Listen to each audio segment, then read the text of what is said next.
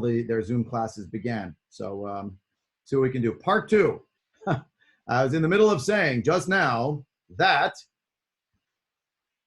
hold on, trying to get the Facebook thing going again for people who are watching that way.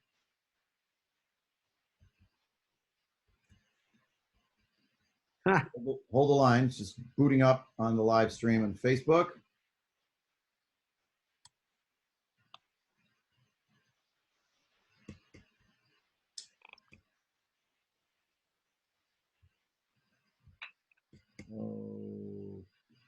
Okay.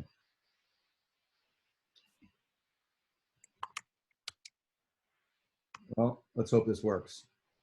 Claims that it's already working. I don't know if that's true.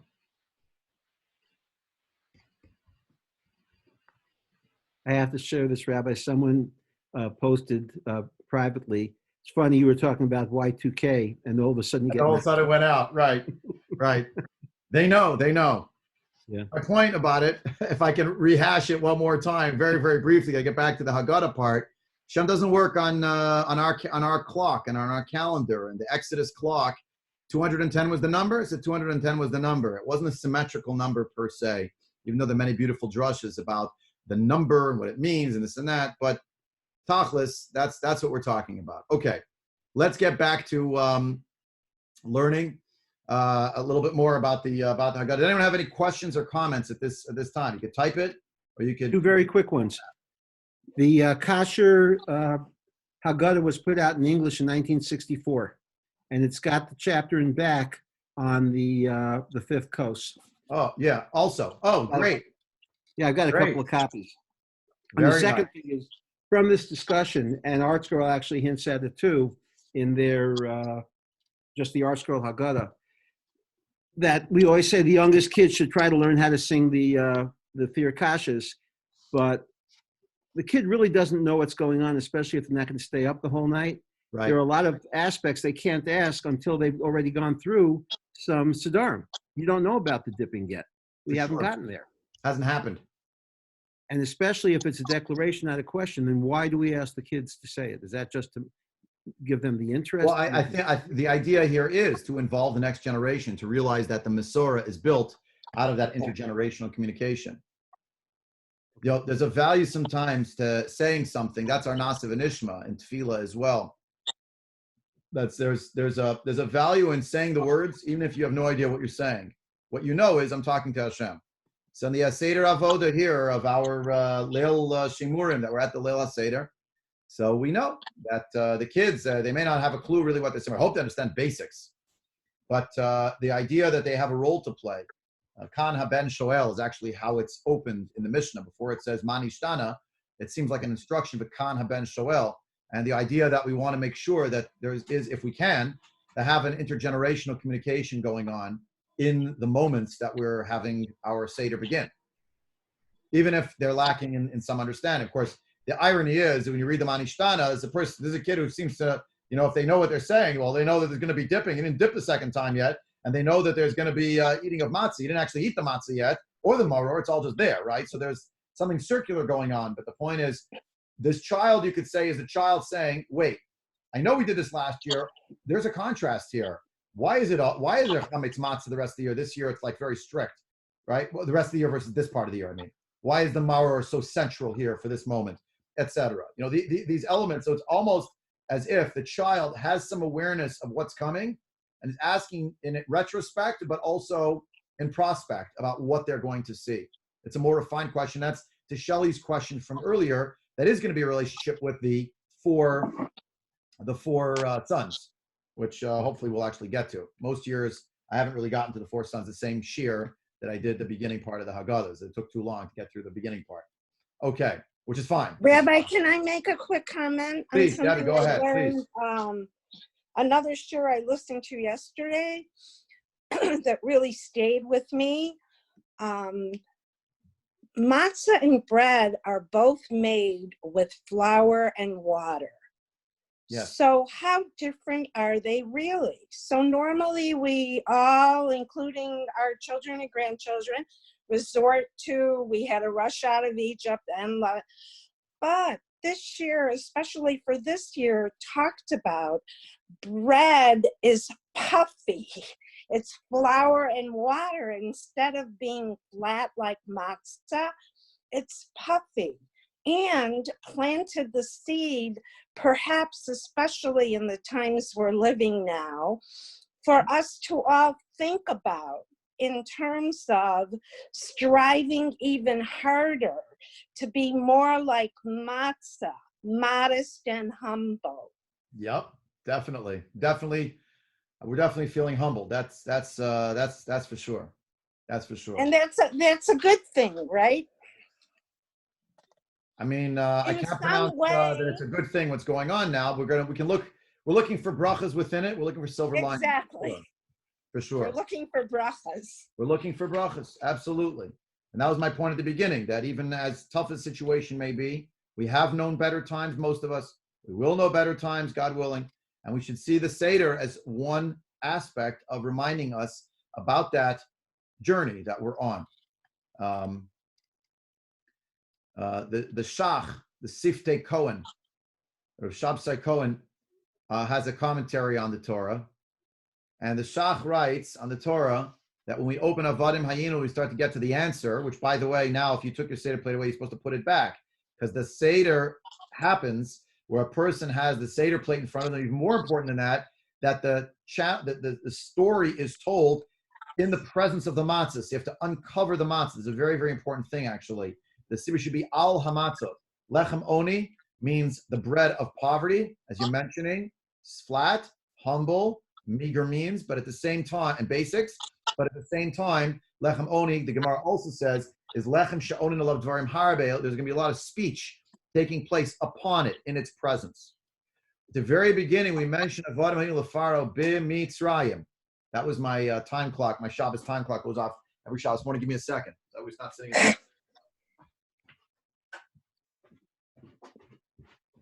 Sorry about that. That's what it means. The shir is live. You never know what's going to happen next. Okay. The Shach says that if you look at the word b'mitzrayim, the notion of Mitzrayim, of course, is a meitzar. It's a narrow place. It's a place of a feeling, God forbid, lo aleinu, of confinement. And today we all said, those who said the Hallel, those who will still say the Hallel, it's a half Hallel, but it is Rosh Chodesh. We say min hameitzar karatika. I called out to you from the straits. Anani b'merchav ka. Hashem, answer me from the expanse and give me expansiveness.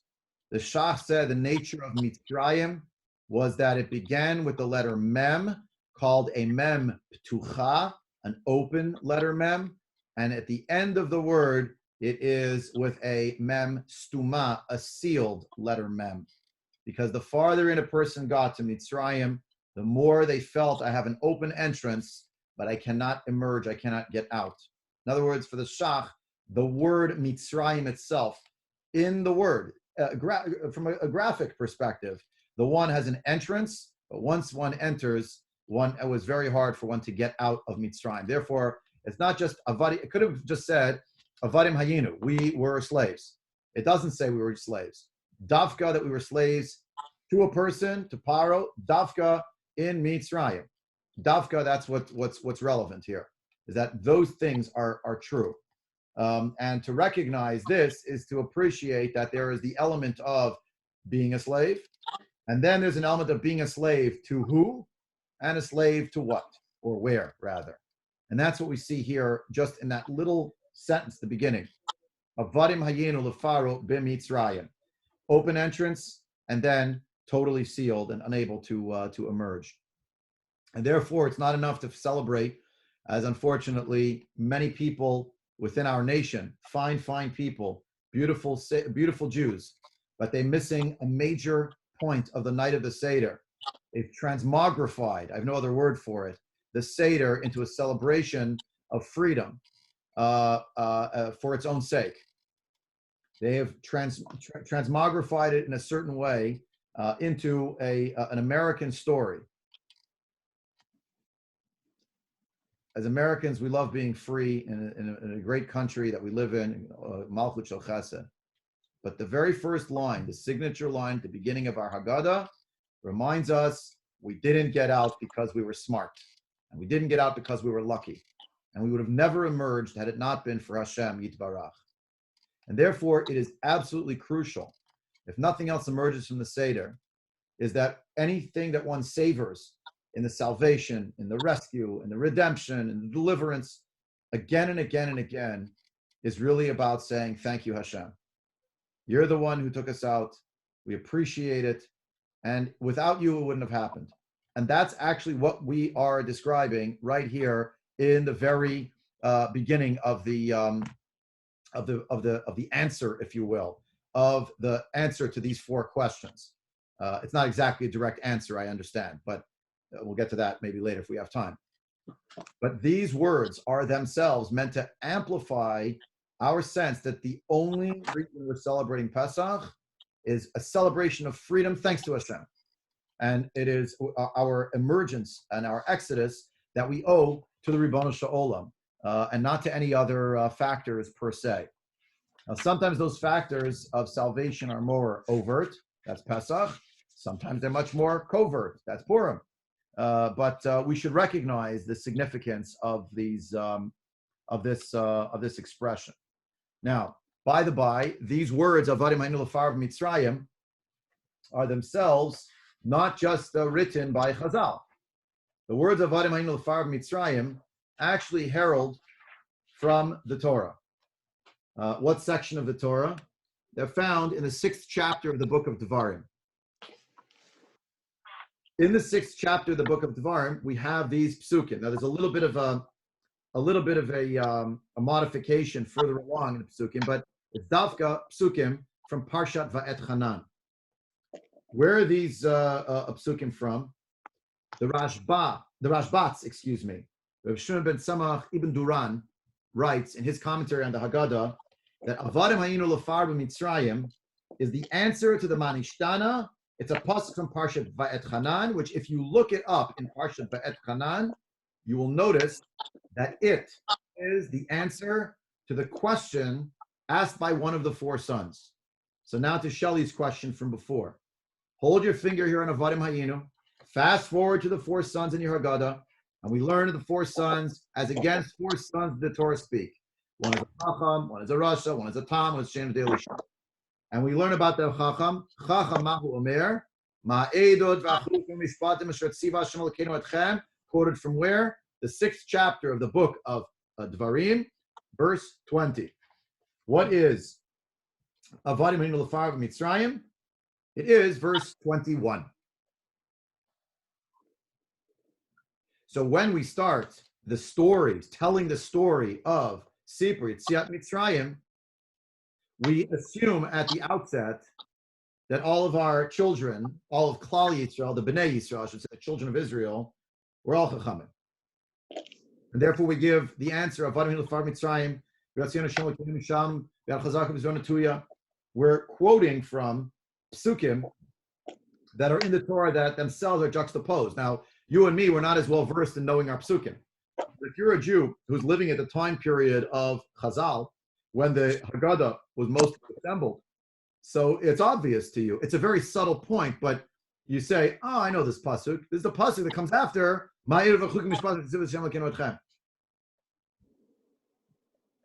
And the idea that that's our aspiration, to have children who ask questions, which are questions of erudition and reflect a certain awareness of detail. Look with me at the four sons, the Ben Chacham's question. It's really a quote from Chazal. If you have a Chumash, take out your Sefer Devarim, chapter 6. It's right there. It's in the same chapter as other sections there. The Shema is in it, for instance, chapter 6. Vayet Chanan. So, Chacham, what does Chacham say? The Chacham asks a very detailed question. Ma'edot v'achukim v'mishpatim. What are the testimonies, the edicts, the statutes that Hashem, your God, has commanded you? Yeah, and then the answer. Avadim Hayinu L'Farav Mitzrayim. But if you go back to before Avadim Hayinu L'Farav Mitzrayim, don't you find that the Manishtana question is a rather detailed question? It's a question to study in contrasts. Now, it may not be on a conceptual level. The Ben Chacham asks a bit different categories of halacha. Some mitzvot are edot. Shabbat is an edut. You're testifying to the existence of Hashem, and Hashem is the Borei Olam, is the manhig, of the world. He's the creator and the director of the world, right? But the chukim, a chok is an edict. We don't understand the reason for it necessarily. It's a mitzvah. We should do it because Hashem said. Mishpatim are statutes where our logos is engaged, our rational faculty. We're asking ourselves, well, what does this mitzvah mean? What's its significance? Those are conceptual, abstract ways of asking a question. But now turn back to the Manishtana. How different is this night than other nights? On other nights, this is what I recall. But tonight we're doing this. On other nights, it was this. Now it's this. And it's organized, qua the Beis Halevi I mentioned before, D'oraita de Rabbanan. I appreciate that there are different categories of halacha. There are things that are, if you will, already written in the Torah Shebichtav, and there are aspects that are still in the Torah Sheba'al Peh and the oral tradition that sometimes are written down and sometimes remain part of an oral tradition. Each of us has that. We call those our minhagim, etc. It's also, broadly speaking, part of that Torah Sheba'al Peh. What do we find, therefore? The Manishtana is a way for us to say every child has the capacity to be that Ben HaChacham. They may not be on the level to ask about conceptual categories of halacha, fine, but they see what's in front of them. They can ask questions in which they are asking questions of contrast, one to the other, the other side. I skipped before. I'm sorry, Shelley had asked already more than 5 minutes ago, but I just saw it pop up now. That it's not only thankfulness to Hashem, but about being an evet to God in Eretz Yisrael, for sure. And that is an aspect, of course, of our Yetziat Mitzrayim as well. Oddly enough, at least at this juncture, that's not what we're talking about in Avadim Hainul Mitzrayim. We're still in the Thanksgiving phase. And in fact, as you go through the Hagadah, you'll see it would have been very nice if they would have thrown in Hashem Melech, Hashem Malach, Hashem Yimloch Olam Vad. They could have thrown in a nice line that God is the King, we serve Him. That's what we're doing. It would have been very nice if we had thrown in Shema Yisrael. I mean, we're all together at the table, very religious experience. We do it on Yom Kippur. Why don't we say it here? I think the answer is related to the fact that on the night of the seder, we are celebrating our freedom to become Avdei Hashem. That too is going to be a process. Obviously, observing the mitzvahs, it shows that that's what we're doing. But we're playing down the aspect of HaKadosh Baruch Hu as the Melech. We're talking much more about HaKadosh Baruch Hu in the bechina, in the manner of being a father to us. It's much more Avinu than it is Malkeinu. And that's, by the way, as an example, that's Kineged Arba Banim Divrei Torah. The Torah spoke to 4 sons, 4 typological children. Didn't Hashem speak to all the Avdei Hashem, all the servants of Hashem? Yes, but that's not amplified at the night of the Seder.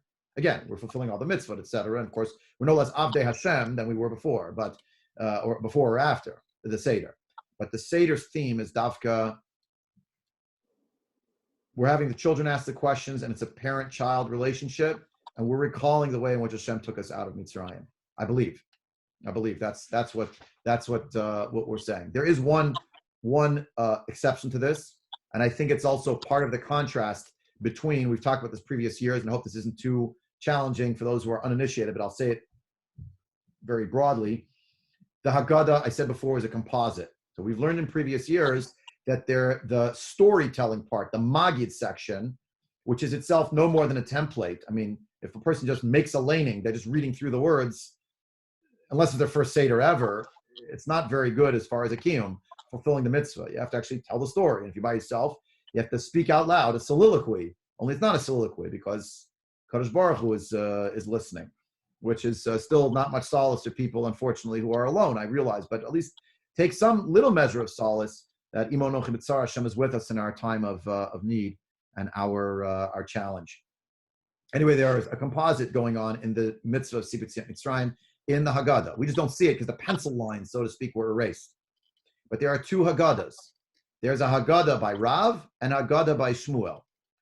Usually they're organized as Rav and Shmuel, but for reasons I won't go into at the moment, Shmuel's Haggadah comes before Rav's Haggadah.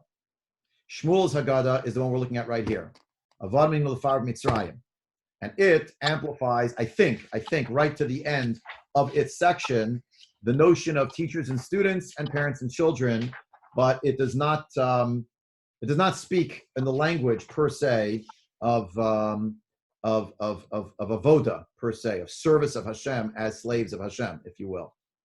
Rav's Hagadah begins, if you keep flipping pages, with the words Mitchila Ovde Avoda Zara Hayu Avotenu. At the beginning, our forefathers were idolaters, but then we say V'achshav Kervanu Hamakom La Avodato. Rav's Hagadah, at least the beginning of it, at the beginning were idolaters, but now the omnipresent, which is a clunky translation for the word Hamakom, which is meaning one of the names of Hashem, that Hashem has brought us close to his service, the service of Hashem.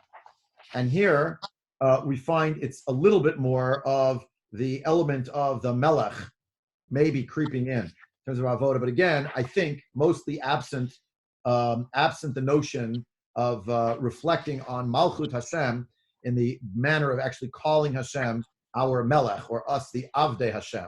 The Malchut Hashem is much more on display, because if you read through it, the second Hagadah, so to speak, Rav's Hagadah, you'll see that it's darshaning psukim, and these psukim seem to reflect that we're reaching out to Hashem, the way that we called out to Hashem, the way that Hashem responded. The 10 makot is, of course, an expression not of Hashem as the Av, I think, but of Hashem as the Melech.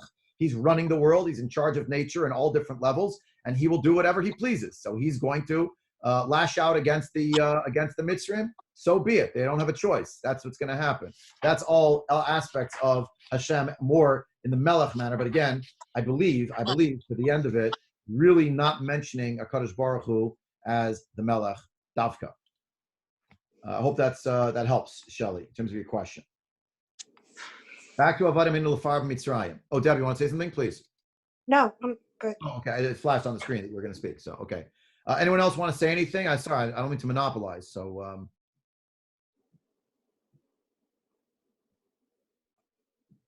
good. Okay. Okay. So let's go a little bit further. A few more minutes. This Avadim L'Farb Mitzrayim, the same paragraph, also plays a bit of what is sometimes referred to, and my chavrusa likes to live in this world because he thinks it's I agree with him, fascinating, is counterfactuals. Counterfactuals are completely speculative and hypothetical. It's the what-ifs of world history. And, there's no end to it, and it's completely speculative. What if the Allies hadn't won World War II, as an example? What if the Civil War had gone in another direction? What if, yeah? What if so-and-so was not elected the leader of a country? How would things have been different? And so on and so forth. It's counterfactual. Hasn't happened that way. And it's really putty in the hands of whoever is holding the pen, or the typing the words. You can say whatever you want. You make it up. We don't know what would have happened. It didn't happen that way. But on the night of the seder, we actually opened with a counterfactual.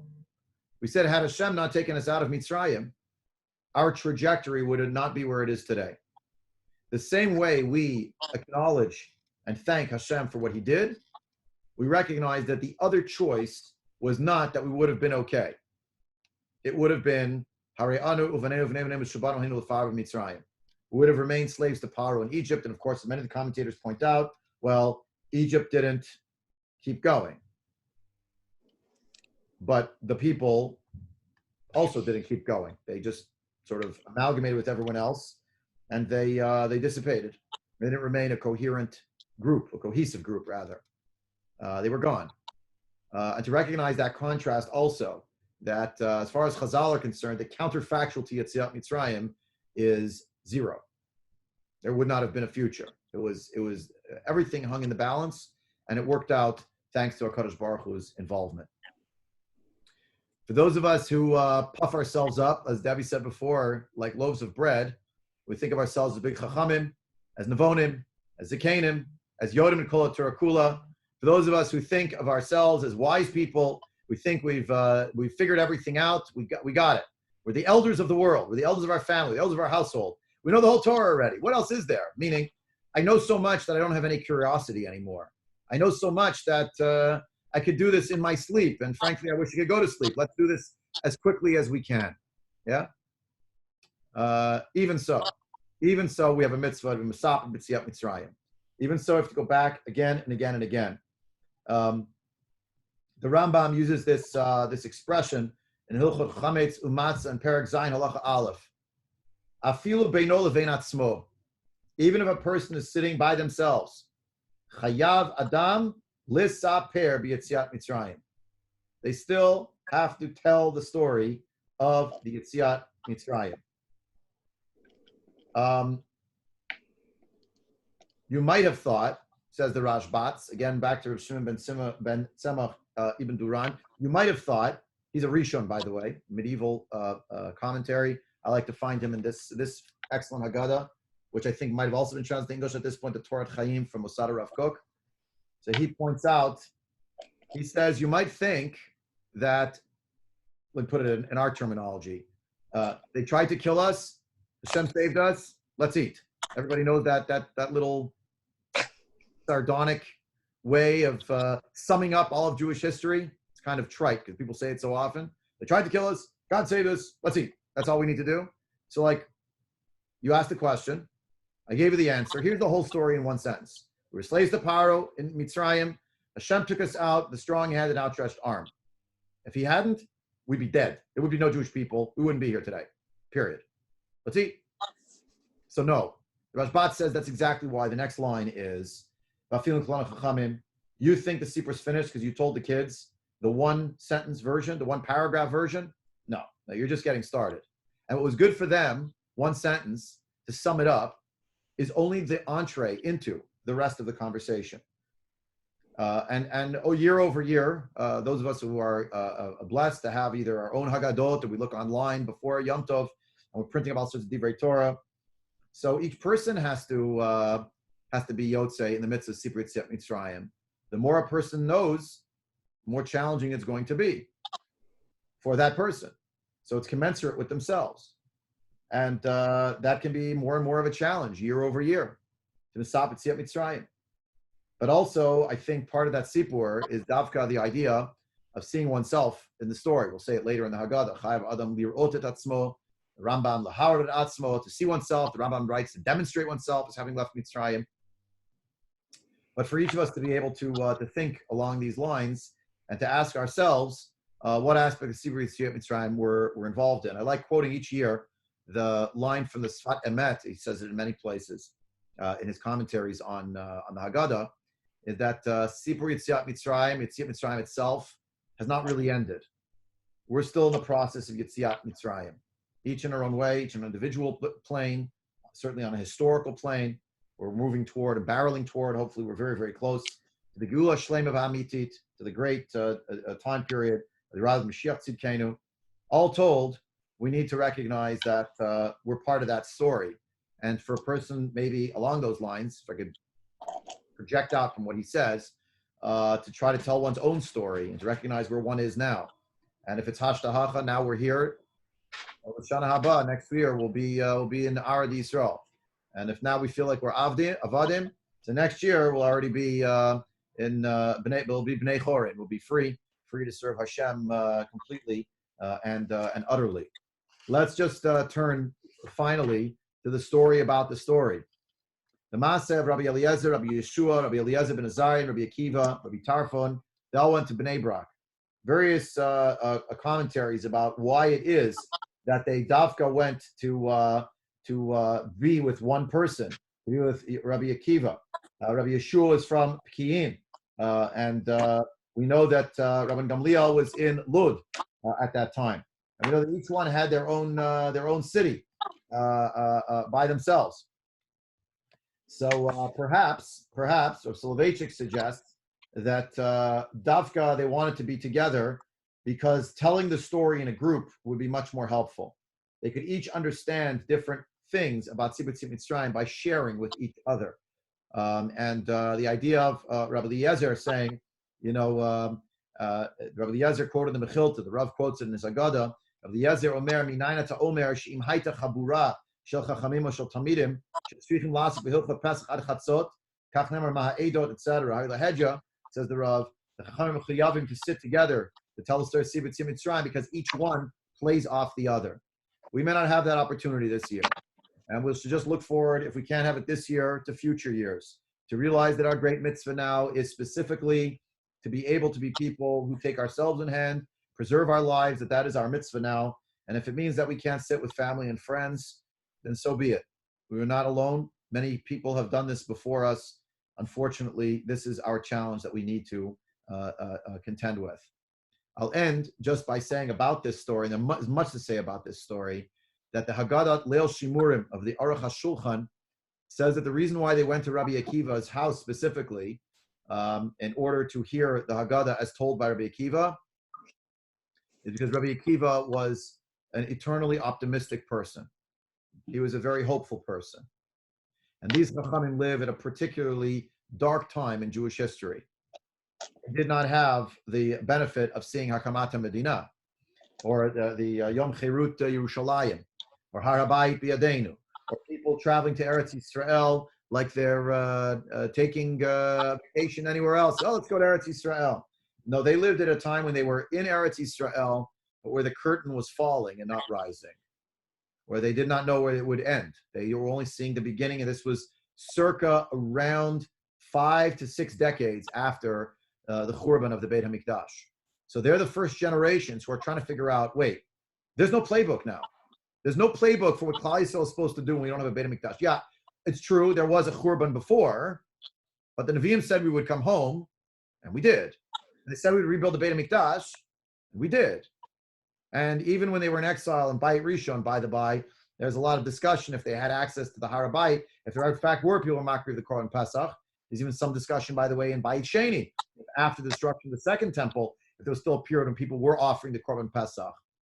Regardless, these Chachamim were realizing that if the playbook had been torn up, then they have to go back to mine the sources of Judaism and find the people who could help them find those sources in order to write a new playbook, a playbook for nighttime, a playbook for darkness and exile, and a period that seems so uncertain and murky, and to recognize that there were people in their own generation, and especially when they thought about it more and more, people in many previous generations who also had lived in a certain way without feeling that they knew what was coming next, and they weren't even sure what the antecedents were in terms of their forebears, until they started thinking about it more and more.